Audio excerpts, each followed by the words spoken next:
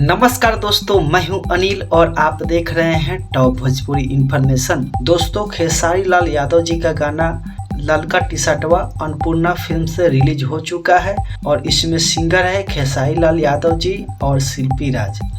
और इसमें एक्ट्रेस में नज़र आ रही है यामिनी सिंह और इसका राइटर है अखिलेश कश्यप और म्यूजिक डायरेक्टर हैं आर्या शर्मा और कंपोजर हैं शुभम तिवारी और वीडियो डायरेक्टर हैं आशीष सत्यार्थी और इसका कोरियोग्राफर है सुशांत चंदन।